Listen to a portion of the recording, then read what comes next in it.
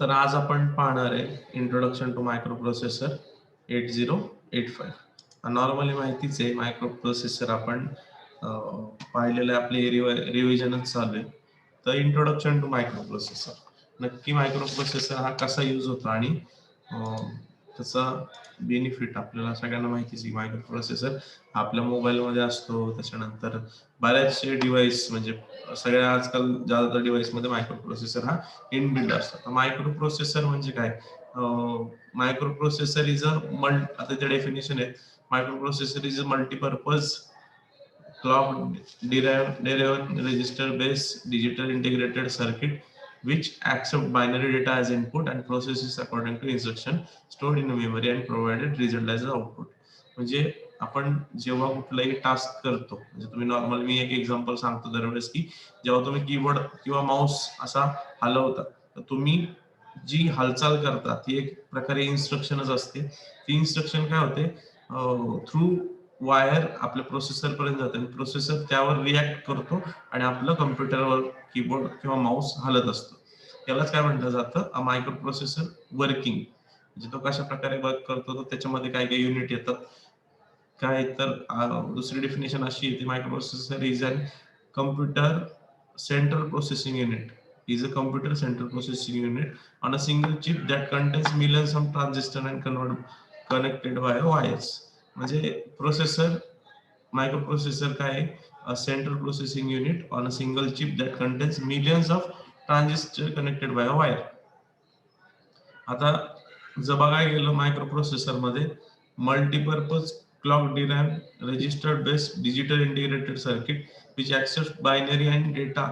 म्हणजे binary data तुम्हाला माहितीच आहे. बायनरी म्हणजे 1 and 0. मी मागे पण एक्झाम्पल देताना सांगितलं होतं की तुम्ही जेव्हा कुठलेही प्रोसेस करत असता, कम्प्युटरला फक्त बायनरी लँग्वेज कळतं. तर कम्प्युटर काय करतो, तर बायनरी लँग्वेज मध्ये तुम्ही जो डेटा ट्रान्सफर केलाय तो डेटा, म्हणजे बायनरी कुठला डेटा, तर आपण कीबोर्डवर प्रेस करणं, माऊसचा यूज करून जे काही इंटरॅक्ट करतो त्याच्या थ्रू ते काय करतं, इन्स्ट्रक्शन सेट घेतं आणि त्याचा तुम्हाला एक एक प्रकारे काय देतं, आउटपुट देतं. ओके. आता introduction. Microprocessor is design perform arithmetic and logical operation. आता arithmetic and logical, arithmetic normally तुम्हाला माहितीच आहे. आता अरिथमॅटिक म्हणजे काय, की जी आपली कॅल्क्युलेशन बेसवाले असतात. आणि लॉजिकल, लॉजिकल म्हणजे it will be conditional or whatever it may be, म्हणजे आपण जे काही ऑपरेशन्स करणार ते. Use of small numbers holding area called as register. आता तुम्हाला माहिती आहे, जसं आपण व्हेरिएबल स्टोअर करतो तसंच कम्प्युटरमध्ये रजिस्टर म्हणून असते, जे व्हेरिएबल स्टोरिंग साठी यूज होतं. त्यासाठी यूज होतं to store a variables. Variable म्हणजे किंवा to store a memory. Register use होतं टू डेटा स्टोरिंग साठी. त्यानंतर typically microprocessor operations includes adding, subtracting, comparing two numbers, fetching number from one area to another. आता तुम्हाला माहितीच आहे, आपण जेव्हा सी चे प्रोग्राम केले होते, सीपीपी चे प्रोग्राम केले होते, त्याच्यामध्ये आपण सबस्ट्रॅक्शन, ऍडिशन, कंपॅरिझन साठी कंडिशनल ऑपरेटर यूज करतो. तसंच मायक्रो प्रोसेसर मध्ये हे सगळे ऑपरेशन्स होतात. आणि याच्यासाठी काय यूज केलं जातं, म्हणजे आपण ऑपकोड पुढे बघणारच आहे नक्की कसे इन्स्ट्रक्शन, डेटा इन्स्ट्रक्शन्स वापरले जातात, ट्रान्सफर इन्स्ट्रक्शन वापरले जातात, ते आपण पाहणार आहोतच. पण मायक्रो प्रोसेसर हा असे ऑपरेशन्स करतो. पुढे कंपोनंट ऑफ मायक्रो प्रोसेसर. आता कंपोनंट्स म्हणले की काय, कंपोनंट्स म्हणजे की बाबा या मायक्रो प्रोसेसर मध्ये नक्की काय असतं. मायक्रो प्रोसेसर मध्ये काय असतं, microprocessor is capable to perform a various computing functions and making a decision to change the sequence of program execution. ते नक्की काय बाबा, की कुठले कुठले युनिट आहेत, तर युनिट असे आहेत की एएलयू अरिथमॅटिक लॉजिकल युनिट, त्याच्यानंतर रजिस्टर आणि नंतर कंट्रोल युनिट. आता प्रत्येकाचं फंक्शन आपण इन ब्रीफ बघणार आहे. ALU micro processor can be divided into 3 segments, that is खाली फिगर दिली त्यात अरिथमॅटिक लॉजिकल युनिट, त्यानंतर रजिस्टर आहे आणि कंट्रोल युनिट. आता हे 3 सेगमेंट दिले, त्याचे इन्क्लूड करून ही सगळी जी प्रोसेस होती त्याच्यासाठी रिस्पॉन्सिबल कोण असतं, मायक्रो प्रोसेसर.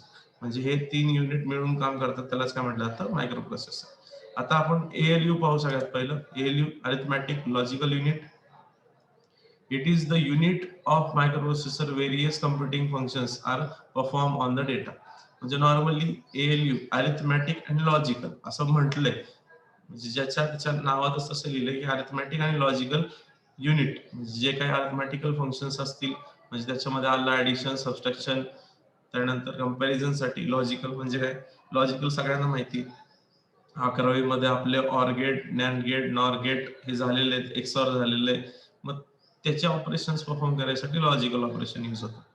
आणि ALU इनडायरेक्टली काय म्हटलं तर it is a brain of computer where we are going to do arithmetical logical functions किंवा operations we are going to execute over here. Okay, तो अरिथमॅटिक लॉजिकल युनिट काय करतं सगळं कळालं की अरिथमॅटिक म्हणजे काय, ऍडिशन, सबट्रॅक्शन आणि लॉजिकल मध्ये अँड, ऑर, नॅन्ड, नॉर हे सगळे फंक्शन्स एक्झिक्यूट केले जातात ALU मध्ये. पुढे त्याच्यानंतर रजिस्टर ऍरे. आता हे रजिस्टर ऍरे काय असतं, नॉर्मली आपण मेमरी सोबत जेव्हा डील करतो, मेमरी सोबत डील करतो याचा अर्थ काय होतो की समजा मी माझ्या पीसी मध्ये किंवा माझ्या डिव्हाइस मध्ये काहीतरी स्पेसिफाईड लोकेशन काहीतरी स्पेसिफिक टास्क साठी अलर्ट करतोय, तर मायक्रो प्रोसेसर मध्ये तशा स्पेसेस साठी रजिस्टर नावाची एक कन्सेप्ट यूज केली जाते. त्याला काय म्हटलं जातं, म्हणजे स्पेसला काय म्हटलं जातं, register. Register it is a part of it is part of register in a microprocessor which consists of various register identification by a letter such as B, C, D, E, H आणि L. या नावाचे काय आहेत, register. म्हणजे कुठल्या कुठल्या नावाने, B, C, D, E, H and L. हे काय मेमरी लोकेशन्स आहेत. Register are a small additional memory locations which are used to store transfer data from program that currently being executed. म्हणजे समजा मला डेटा एका लोकेशनवरून दुसऱ्या लोकेशनवर ट्रान्सफर करायचा, त्यासाठी मी रजिस्टर यूज करतो. जसं इन्स्ट्रक्शन कुठली इन फ्युचर आपण जी यूज करणार आहे त्याच्यामध्ये आपल्याला डेटा मूव्ह करायचा असतो एका लोकेशनवरून दुसऱ्या लोकेशनवर, त्याच्यानंतर मला ऍडिशन करायची असते तेव्हा मला रजिस्टर यूज होतो. नाहीतर आपण 8 बिट मेमरी यूज करतो किंवा आपण लोकेशन यूज करतो. रजिस्टर हा नॉर्मली तुम्हाला डेटा मुव्हिंग साठी किंवा ऍडिशन साठी यूज. त्याच्यानंतर कंट्रोल युनिट. नक्की कंट्रोल युनिट काय असतं, control unit provides the necessary and control signals that to all operations in a microprocessor. Control unit provides necessary timing. Timing म्हणजे आता मेन कन्सर्न काय येतो पीसीचा, आपण चांगलं कधी म्हणतो तेव्हा कधी जेव्हा त्याचा टायमिंग कमी असतो टास्क करायसाठी. म्हणजे कंट्रोल युनिट काय काम करतो, तर necessary timing and control signals to all operations in microcomputer. The control unit provides a necessary timing and control signals to the operation in a microcomputer. म्हणजे necessary timing म्हणजे एक specified duration provide करतं. त्यानंतर it controls execute flow data between the microprocessor, memory and peripherals. आता टायमिंगचं execution किंवा data flow manage करायचं काम कोण करतं, कंट्रोल युनिट. आणि पेरिफेरल्स म्हणजे तुमच्या प्रोसेससाठी ऍडिशनल जे एलिमेंट्स यूज होतात किंवा ऍडिशनल डिव्हाइस जे यूज होतात त्यांचं अलोकेशन करणं किंवा त्यांना अलॉट करून देणं याचं काम कोण करतं, control unit. The control bus is bidirectional assist in CPU synchronize control signals to internal device आणि एक्सटर्नल कंपोनेंट्स. म्हणजे आपल्या कम्प्युटरमध्ये सिस्टीम मध्ये असलेले डिव्हाइसेस आणि एक्सटर्नल कंपोनेंटला हँडल करायचं काम कोण करतं, control unit. The signal permits CPU to receive and transmit data from main memory. म्हणजे मेन मेमरी मधून सीपीयू म्हणजे सेंट्रल प्रोसेसिंग युनिटचा मेन युनिट काय यूज होतं, कंट्रोल युनिट. कंट्रोल युनिट काय करतं, to handle all the task and provide a timing and it also allots and specified external devices are component in a control unit. मग आपण या session मध्ये काय काय पाहिलं आता, तर टोटल इंट्रोडक्शन, या डेफिनेशन्स, 2 डेफिनेशन्स आहेत. त्याच्यानंतर इंट्रोडक्शन मध्ये काय काय पाहिलं किंवा नक्की मायक्रो प्रोसेसर काय असतो, त्याच्यामध्ये काय काय युनिट्स असतात, कंपोनंट काय आहेत मायक्रो प्रोसेसरचे, त्यानंतर त्या कंपोनंटचं इन ब्रीफ डिटेल म्हणजे काय, अरिथमॅटिक लॉजिकल युनिट काय, रजिस्टर ऍरे काय, त्याच्यानंतर कंट्रोल युनिट काय, हे सगळं आपण आता पाहिलं. आता पुढच्या सेशन मध्ये आपण फर्स्ट जनरेशन, सेकंड जनरेशन नक्की काय कन्सेप्ट आहे, त्याच्यानंतर कसं कसं त्याच्यात ऍडव्हान्समेंट होत गेली ते पाहणार आहोत. ओके.